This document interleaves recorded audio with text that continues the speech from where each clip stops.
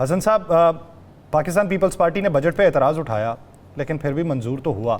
Pakistan peoples party Punjab के इंतजामात पे भी एतराज़ उठा रही है लेकिन पंजाब में इकदाम फिर भी हो रहे हैं। आपने हद तक इज़्ज़त बिल पे भी एतराज़ उठाया लेकिन उस पर भी हमें कॉर्नर किया जा रहा है। तो क्या ये इसी मुआशी सूरत हाल में, इसी गिरदाब में फंसी हुई आवाम में पाकिस्तान पीपल्स पार्टी हुकूमती बेंचेस के साथ यूं ही रहेगी या बाकायदा तौर पे अपना कोई एहतजाज भी रिकॉर्ड करवाएगी ताकि आवाम को ये एतमाद आ सके कि एक जमहूरी जो पार्टी है वो निज़ाम का हिस्सा है? बहुत शुक्रिया जी।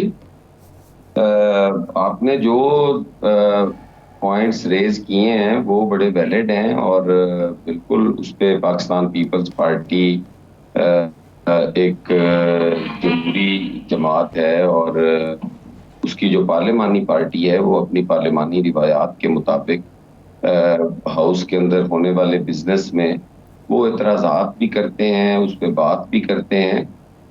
तो मेरा ख्याल है कि जो महज़ब तरीका है वो तो यही है कि उसका एहतजाज रिकॉर्ड करवाया जाए। अब 9 फरवरी वाली पोजीशन में अगर पाकिस्तान पीपल्स पार्टी ना हो या उसका वो तर्ज सियासत ना हो 9 मई वाले, तो इसका मतलब ये तो नहीं है कि पीपल्स पार्टी एहतजाज नहीं कर रही। यकीनन पीपल्स पार्टी एहतजाज कर रही है और वो बजट पे भी हमने किया, गवर्नेंस के हवाले से भी हम उस पर एतराज करते रहे और एहतजाज करते रहे। और जिस बिल का आपने जिक्र किया और साथ आपने कहा कि अवाम का तो कोई नहीं, वो तो डायरेक्टली आप सहाफ़ियों का है और पाकिस्तान पीपल्स पार्टी आज़ादी सहाफ़त पर मुकम्मल यकीन रखती है और हमेशा सहाफ़ियों के साथ खड़ी रही है। उस पर भी हमने अपना जितना हम कर सकते थे वो भी हमने किया। हसन मुर्तज़ा साहब, आप इस पे कोई शक नहीं, पीपल्स पार्टी को मैं हमेशा कहता हूँ कि आप भी कह रहे हो, पीपल्स पार्टी ने जितनी तनकीद बर्दाश्त की इतनी पाकिस्तान की किसी सियासी जमात ने बर्दाश्त नहीं की, लेकिन पीपल्स पार्टी ने कभी कोई इंतकामी कार्रवाई नहीं की। इस पे हम एग्री हैं और इस बात को मानते हैं। पीपल्स पार्टी अवामी जमात है, पीपल्स पार्टी अवाम से निकली है, पीपल्स पार्टी ने अवाम की बात की है। आज बिजली के बिल इतना ज़्यादा बढ़ गया, आपको भी पता है। आज एक्साइज ड्यूटियाँ, दीगर ड्यूटियाँ जो हैं वो आपके सामने आ गई हैं। IMF का एक और नया मुतालबा मान लिया गया है। मुझे एक बयान दिखा दें पाकिस्तान पीपल्स पार्टी का। देखिए पाकिस्तान, मैं खुद जब भी बात करता हूँ, अब आपके प्रोग्राम में भी बात कर रहा हूँ कि पाकिस्तान पीपल्स पार्टी कतन ये नहीं चाहती कि ये बिलों में इजाफा, और ये हमने हमेशा कहा है कि आप टैक्स नेट में इजाफा करें, आप उसको बढ़ाएं, ना कि आप टैक्सेस की मद में अवाम के ऊपर बोझ डालें। पीपल्स पार्टी कहती रहती है और मजीद भी उस पर हम बिल्कुल कहने को तैयार हैं, ये जुल्म है और पाकिस्तान पीपल्स पार्टी इस जुल्म में कतन जो है वो हुकूमत के साथ नहीं खड़ी। अब आप दो चीजें यहाँ पे मिक्स कर देते हैं कि एक तो पीपल्स पार्टी जो है वो अवामी और जमहूरी जमात है और बिल बढ़ गए हैं तो पीपल्स पार्टी एहतजाज क्यों नहीं कर रही, ये तो जायज मुतालबा है। जब साथ ये कहा जाता है कि जी वो पास हो गया और पीपल्स पार्टी ने क्या किया, पास होने पे पीपल्स पार्टी क्या करे कि आज इस हालत में जब मुल्क IMF के रहमो करम पे है, जब दीगर जो अंदरूनी इंतशार है या जो बैरूनी खतरात है, उन सारों में पाकिस्तान को या रियासत को तना छोड़ दे और वहां पे अपना किरदार ना अदा करे और सिर्फ अपने एक पॉइंट स्कोरिंग के लिए या अपना वोट बैंक बचाने या बढ़ाने के लिए पीपल्स पार्टी इतना बड़ा स्टेप ले ले कि आज अगर ये हुकूमत या ये सिस्टम डीरेल होता है तो फिर कौन उसका पुरसाने हाल होगा। हसन मुर्तज़ा साहब, आपकी बात बिल्कुल ठीक है, लेकिन सर के बाद जी मैं बात थोड़ी सी एक लाइन, पाकिस्तान पीपल्स पार्टी ने बड़ी कुर्बानियां दी हैं। मुझे ये तो बताएं भी किसी और जमात ने कभी उनका किसी का नौखन भी टूटा हो, किसी का कारकुन मरा हो? पाकिस्तान पीपल्स पार्टी ने तो हजारों कारकुन मरवाए हैं, खुद सारी क्यादत असैसिनेट हुई है, सारों के, किसी का अदालती कत्ल हो रहा है, किसी को सड़क पे असैसिनेट किया जा रहा है, किसी को जो बेचारा बेड पे भी मरा है वो भी हुकूमती जबर और तशद्दुद का निशाना बना और पैरालाइज होके बेगम साहिबा जो है, बेगम नुसरत भुट्टो साहिबा, वो उन्होंने किस हाल में अपनी जिंदगी के बाकी दिन पूरे किए।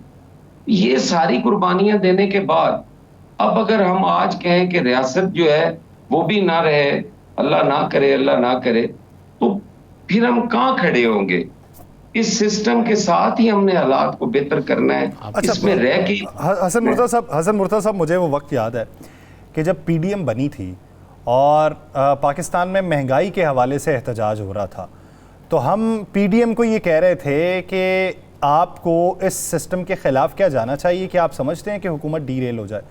तो कहा यह जा रहा था कि जब मुल्क की 70% आवाम महंगाई से तंग होना, तो आपने हुक्मरानी इसी मुल्क के ऊपर करनी है और आपने इन्हीं लोगों की नुमाइंदगी करनी है। और जब 70% लोग बिल बिला रहे हों, तो फिर हुकूमत को अगर शर्म नहीं आ रही तो अपोजिशन ही देखेगी।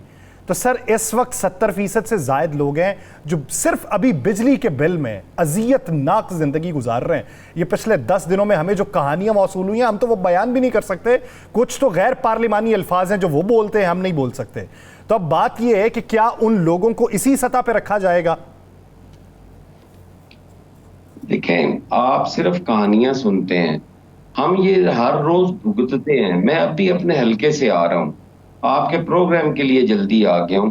हम हर रोज इन लोगों में रहते हैं, ये गालियां, ये गमो गुस्सा, ये हम हर रोज फेस करते हैं। और ये 200% वो लोग जायज हैं, उनका हक बनता है। वो अपनी हुकूमत से नहीं कहेंगे, वो रियासत से नहीं कहेंगे, तो वो कहां जाएंगे?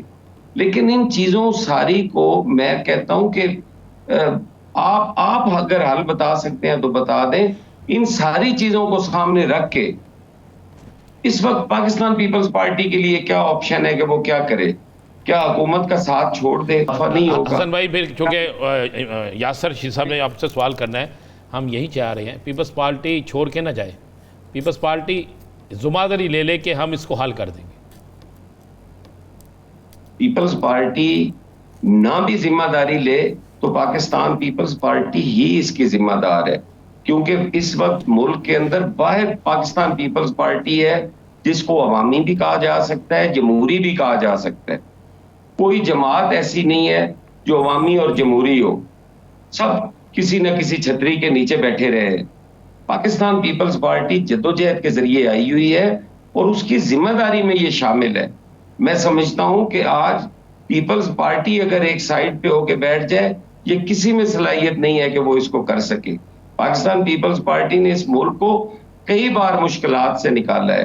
पाकिस्तान पीपल्स पार्टी खुद तबाह हुई है, अनपॉपुलर हुई है, लेकिन पाकिस्तान पीपल्स पार्टी ने इस मुल्क के अंदर इस निज़ाम को मजबूत करने के लिए, पॉवर्टी को दूर करने के लिए तमाम तबकात की नुमाइंदगी करते हुए बेहतरी की तरफ गए। अच्छा, हसन मुर्तज़ा साहब, ये बताइए, पीपी का दौर भी पंजाब के अंदर रहा है, आपने भी हुक्मरानी की है, हुकूमत का भी हिस्सा रहे हैं, अपोजिशन का दौर भी देखा है, अब फिर हुकूमती इत्तेहाद में।